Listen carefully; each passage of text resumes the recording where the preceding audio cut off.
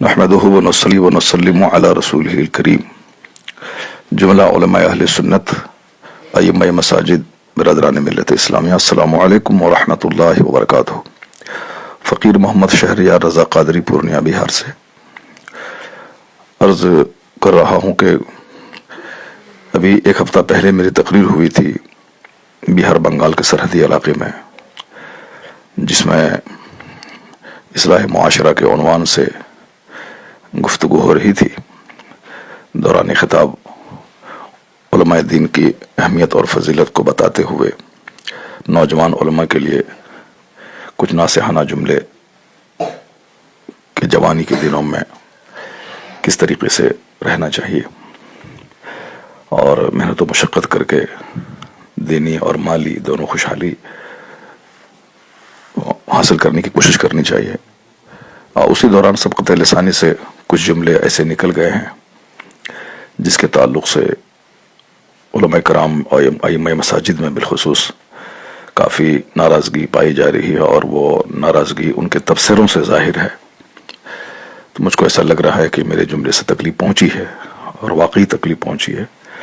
तो मैं तमाम अइम्मा मसाजिद उलमा कराम से माज़रत खा हूँ कि मैं अपने उस जुमले को वापस लेता हूँ।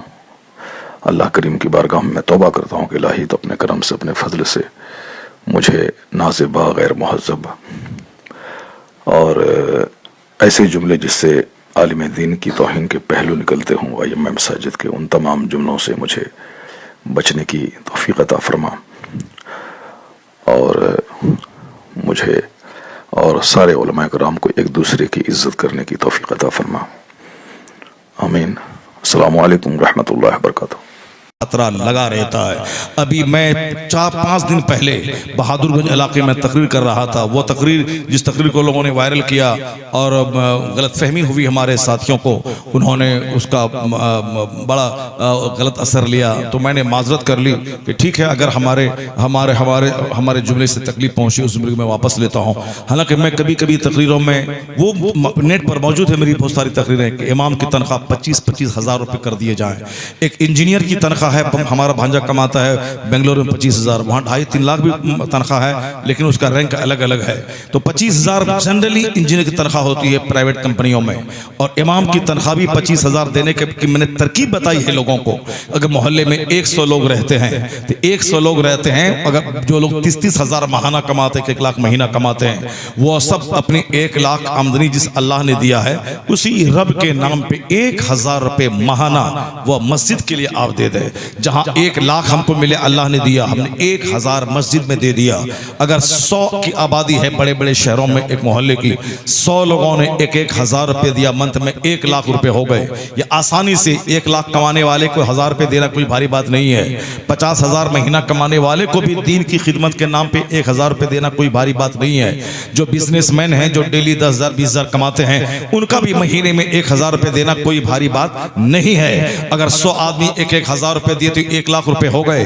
1 लाख रुपए में 50,000 रुपए माहाना तनख्वाह इमाम की हो सकती है, बाकी 50,000 रुपए से दूसरे सारे काम हो सकते हैं। मैंने इस तरह के मशवरे दिए हैं। नहीं 100 आदमी, 50 की आबादी है, 1-1 हज़ार दे तो 50,000, 25,000 रुपए इमाम की तनख्वाह दे, ताकि 24 घंटे की वो मुलाजमत है और वह इमाम साहब 24 घंटे आपके इसमें बंदे रहते हैं। भले ही वो आपके पास रहते हैं, समझ में आता है कोई काम नहीं है फजर से लेकर जोहर तक, वो हैं, वो रहते हैं आपके। जनाजे की नमाज पढ़ना है, फातिहा पढ़नी है, दम कर देना है, बहुत सारे प्रॉब्लम्स आते हैं। तो 25,000 रुपए का इंतजाम आसानी से गांव देहात में भी हो सकता है।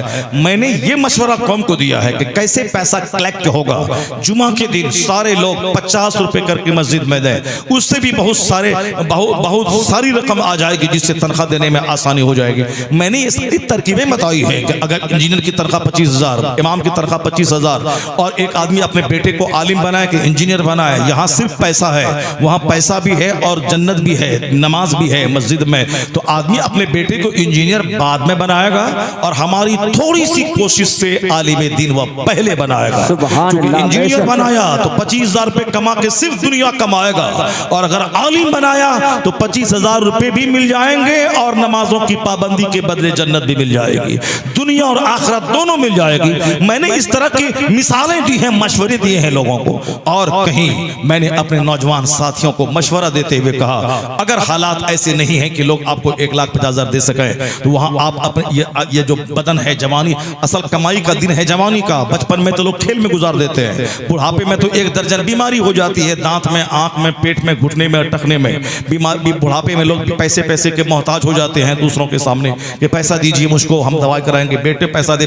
और इलाज करवाएं। जवानी का जो क्रीम पीरियड होता है वही है पैसा कमाने का पीरियड होता है। उस पीरियड में अच्छे ढंग से खूब पैसे कमाए जाएं और पैसे को बचाए जाएं, ताकि अगर बुढ़ापा अल्लाह दे दे तो उन दिनों में इस पैसे से मदद मिल जाए, ताकि दूसरों के सामने दवाई के लिए हाथ ना फैलाए। तो जो जवानी का दिन है, क्रीम दिन है, भूखा रहकर, प्यासा रहकर, रात रात भर जागकर, वो मेहनत करके, कुदाल चला के, फैक्ट्री में रह करके, बिजनेस करके, सफर करके, मेहनत करके कमा सकता है। तो जवानी का पीरियड कमाने का पीरियड भी है, इबादत का पीरियड भी है, और ये दोनों मौका मिला हुआ है। आप जवान हैं, मौलाना है, इमाम है, तो क्या हुआ, आप जवान हैं, आपके बदन में ताकत है, उसका इस्तेमाल करके आप किताबों का मुताला करें, स्कूल में पढ़ाएं, मदरसे में जाके पढ़ाएं, मस्जिद से 10,000, मदरसे से 10,000, 20,000 कमाएं, आराम से खुशहाल जिंदगी बसर करें।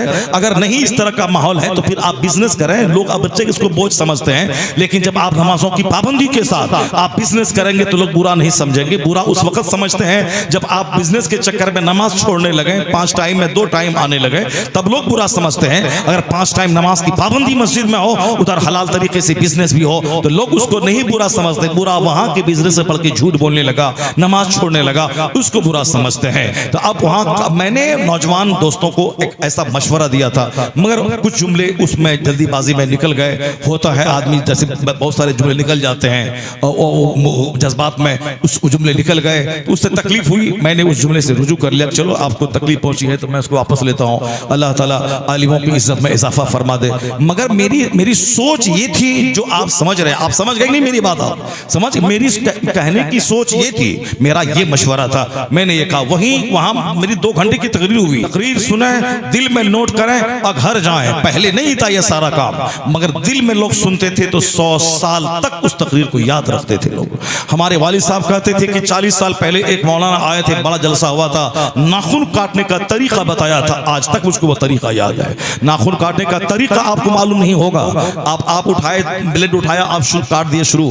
आप पूछे मुफ्ती आजम खलीफा से नाखून काटने का तरीका क्या होता है। दाहिने हाथ की शहादत की अंगुली से स्टार्ट करना है, उसके बाद वाला नाखून काटना है, फिर ये काटना है, फिर ये काटना है, फिर इसकी छंगुलियों को काटना है, फिर इसका, फिर इसका, फिर इसका, फिर इसका, फिर लास्ट में इस अंगूठे का, यानी यहाँ से दाहिने हाथ से, यहाँ से शुरू, इसी अंगूठे पे आके खत्म। ये है तरीका, सुन्नत तरीका नाखून काटने का। मैंने किताब में तो बाद में पढ़ा, पहले मेरे वालिद साहब ने बताया कि ये तरीका मैंने आलिम दीन की ज़बानी जलसे में मैंने तकरीर में सुनी थी, उसके बाद से मैं इसी तरह से नाखून काटता हूँ। तो बाप को अगर सुन्नत तरीका मालूम हो तो बेटा किताब पढ़े बगैर बाप से सुन के सुन्नतों को सीख जाता है। तो इसलिए जलसे जुलूस में जब भी जाएं वहां गौर से सुने। ये मीडिया साहब, यूट्यूब, व्हाट्सएप, फोटोग्राफी सबको बंद करे, दिल का फोटोग्राफ कैमरा जिंदा कर दे। इधर तकरीर हो और दिल गटागट उसको टेप कर ले, और इतना टेप हो कि जिंदगी में कभी यहाँ का फोटो खत्म ही नहीं होता है। कैमरा का फोटो डिलीट हो जाता है और दिल में जो फोटो हो वो क़यामत तक वो डिलीट नहीं होता है। इसलिए इन सारे खुराफात वाहियात जो झगड़ी की जड़ है, इन सबों को खत्म करें और दिल को बेदार करें, दिल को जिंदा करें, दिल से सुने और दिल में आलिम दीन की मोहब्बत को जगह दें, उनकी बात गौर से सुने, सारी जिंदगी उनकी बात आपके साथ रहेगी। वही मैंने वहां 2 घंटे तकरीर करने से पहले मैंने 1.5 घंटे की तकरीर एक दूसरी जगह मैंने की थी। वो बहुत बड़ा कम्प्लेक्स है साहब, वो अमानत कम्प्लेक्स है। उस कम्प्लेक्स यानी पूरे इस इलाके में गांव देहात के बाजार में उतना जबरदस्त मार्केट मैंने कहीं नहीं देखा। चूंकि उनको लोग अमेरिका रहते हैं, डॉक्टर है, वो बहादुरगंज में उन्होंने एक जबरदस्त मार्केट बनाया और वही कम्प्लेक्स में प्रोग्राम था। जो उसका कम्प्लेक्स का प्रोग्रामर था, जो मालिक था, वो रहता है सिलीगुड़ी में है, मगर मेरी तकरीर सुनने के लिए सिलीगुड़ी से यहाँ आया था। तो वहां पे उन्होंने 1.5 घंटे की तकरीर हुई। सुनने के बाद मैंने शराब की मजम्मत, और चूंकि मुझको मालूम हुआ था कि वो दौलत की फरावानी की वजह से शराब के आदी हो गए हैं, और फिर उसके हार्ट का बाईपास सर्जरी तो नहीं बल्कि यहाँ स्टंट लग चुका है, जो कैसे होता है वो लग चुका है उसका, क्यों, शराब पीने की वजह से।